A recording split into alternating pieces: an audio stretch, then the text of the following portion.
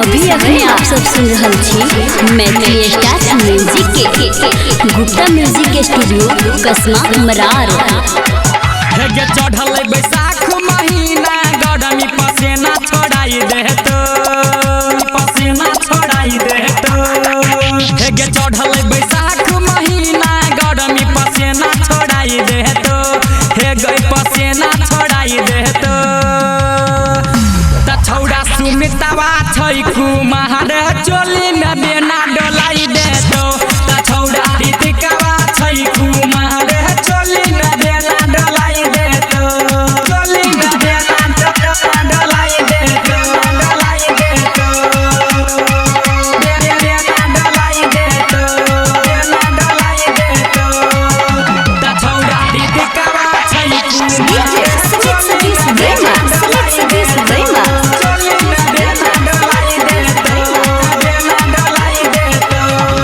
चढ़ल जवानी तोहरा कर देतौ बेकार गय, लफुआ ग्रुप के छौड़ा सियन देतौ फाड़ गय, सियन देतौ फाड़ गय।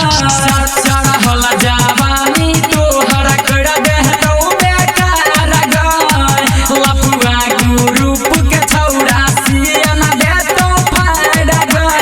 हाथ घुसाई के भीतरी तोड़ा सुइया धराई देतो, सुइया धराई देतो।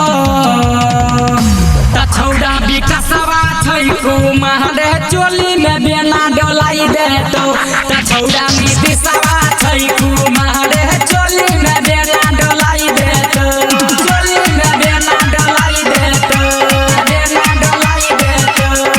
अभी अखने आप सब सुन रहल छी मैथिली स्टार म्यूजिक के गुप्ता म्यूजिक स्टूडियो कसमा मरार।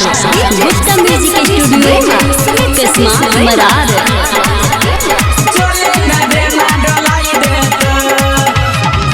राइटर शिवम कहूँ साचे साचे बात गय, अंकित बिहारी तोरा काट लेतौ दाँत गय, काट लेतौ दाँत गय। राइटर शिवम कहूँ साचे साचे बात गय, अंकित बिहारी तोरा काट लेतौ दाँत गय। डीजे सरोज कहै छौ कूड़ा कूड़ा खियाई देतो, कूड़ा कूड़ा खियाई देतो। त छौड़ा छोटुआ छै कुमार चोली